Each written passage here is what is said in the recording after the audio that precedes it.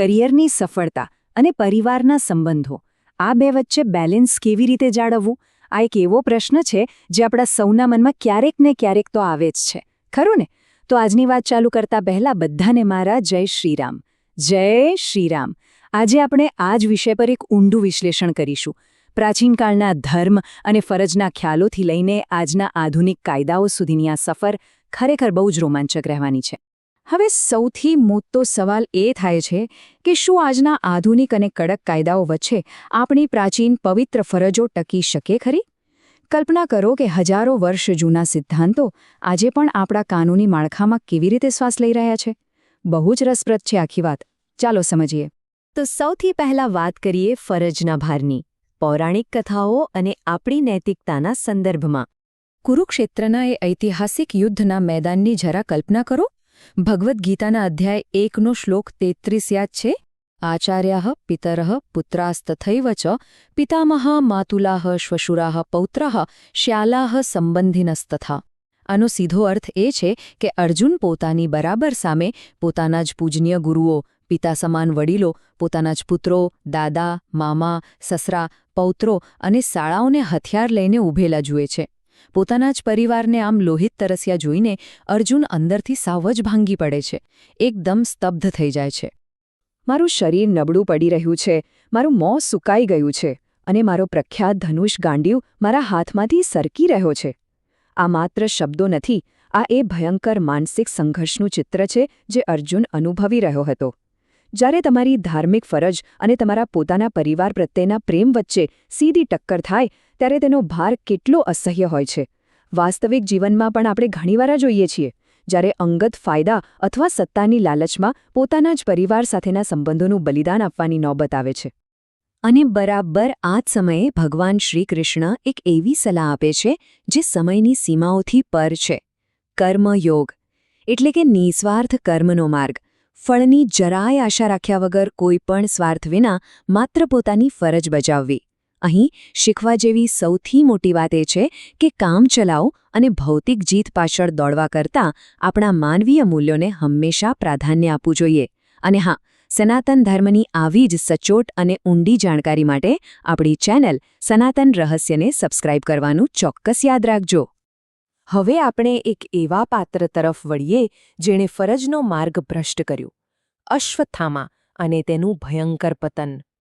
જ્યારે માણસ પોતાની ફરજને સાવ ભૂલી જાય અને મનમાં માત્ર ને માત્ર બદલાની આગ સળગતી હોય ત્યારે પરિણામ કેટલું અંધકારમય આવી શકે છે એ અહીં સ્પષ્ટ દેખાય છે અર્જુન અને અશ્વત્થામાનો આ તફાવત ખરેખર વિચારવા જેવો છે એક તરફ અર્જુન છે જે સાચા માર્ગ પર ચાલે છે માર્ગદર્શન માંગે છે અને અનાસક્ત રહીને પોતાની ફરજ પૂરી કરે છે અને બીજી તરફ અશ્વત્થામા પિતાના મૃત્યુના શોક અને આંધળા ગુસ્સામાં તે એટલો પાગલ થઈ જાય છે કે રાતના અંધારામાં સૂતેલા સૈનિકો અને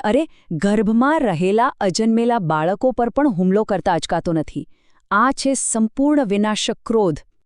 અશ્વત્થામાના આ જઘન્ય અને કાયરતાપૂર્ણ અપરાધને કારણે જ ભગવાન શ્રીકૃષ્ણ તેને એક ભયંકર શ્રાપ આપે છે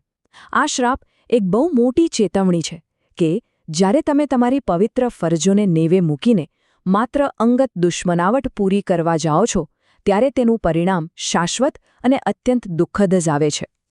ચાલો પૌરાણિક કથાઓમાંથી થોડા બહાર આવીએ અને ઐતિહાસિક ફરજની વાત કરીએ અજયગઢના મજબૂત કિલ્લા તરફ એક નજર કરીએ ઇતિહાસના પાનાઓ ફેરવીએ તો અજયગઢની આ સફર કોઈને પણ આશ્ચર્યમાં મૂકી દે તેવી છે 1765માં ગુમાનસિંહ દ્વારા સ્થપાયેલું આ રજવાડું 1809માં બ્રિટિશરોના હાથમાં ગયું છેક 1950માં ભારતીય સંઘમાં જોડાયું અને 1971માં તેમના શાહી સન્માનો નાબૂદ થયા સદીઓ સુધી ભયંકર રાજકીય ઉથલપાથલ રોગચાળો અને દુષ્કાળ આ બધું જ આ કિલ્લાએ જોયું છે વિચારો કે તે સમયે એક શાસક માટે પોતાના લોકો પ્રત્યેની ફરજ નિભાવવી કેટલી હદે પડકારજનક રહી હશે અને હા આ કિલ્લા વિશે એક બહુ જ રોમાંચક હકીકત જણાવું આ કિલ્લાના મુખ્ય પ્રવેશદ્વાર પર એક જૂનો શિલાલેખ કોતરેલો છે પણ આશ્ચર્યની વાત એ છે કે આજ દિન સુધી દુનિયાનો કોઈ પણ ઇતિહાસકાર તેને ઉકેલી શક્યો નથી કોઈને નથી ખબર કે તેમાં શું લખ્યું છે સ્થાનિક લોકો તો એમ જ માને છે કે કદાચ તેમાં કોઈ મોટા ખજાના અથવા ગુપ્ત રસ્તાનો નકશો છુપાયેલો છે. આ રહસ્ય આજે પણ એવું ને એવું જ અકબંધ છે. હવે ઇતિહાસના પાનાઓથી સીધા આજના આધુનિક કાનૂની જગતમાં પ્રવેશ કરીએ, જ્યાં કાયદો અને આસ્થા બંને એકબીજાની સામે આવીને ઊભા છે. વાત છે પદ્મનાભ સ્વામી મંદિરની. પદ્મનાભ સ્વામીનો આ જટિલ કેસ સમજતા પહેલા આપણે શેબૈતનો અર્થ સમજવો ખૂબ જ જરૂરી છે.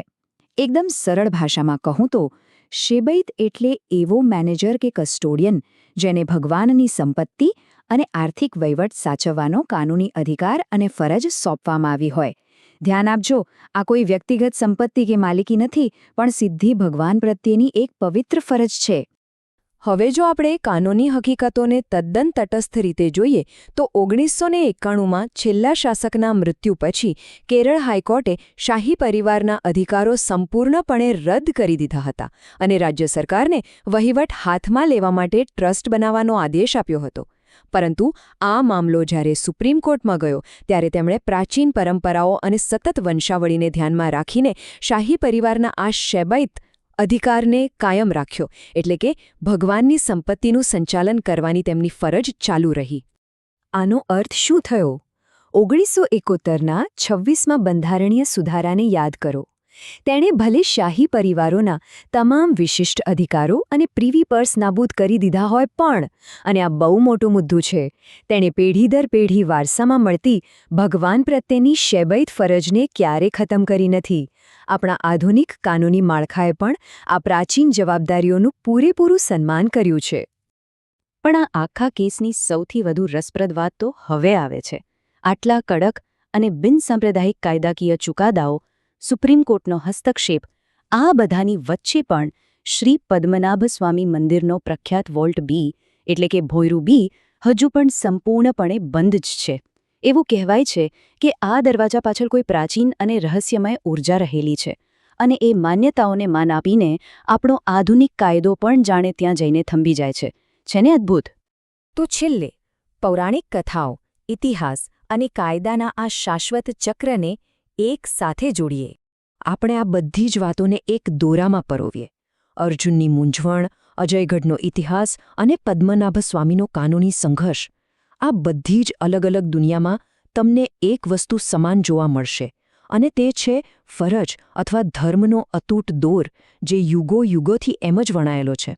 અંતે તમારે એ વિચારવાનું છે કે પ્રાચીન ગ્રંથોના એ પૌરાણિક આદર્શો અને આજના કડક કાયદાઓ, આ બધું મળીને આપણા આધુનિક સમાજમાં ફરજના સાચા અર્થને કેવી રીતે ઘડે છે.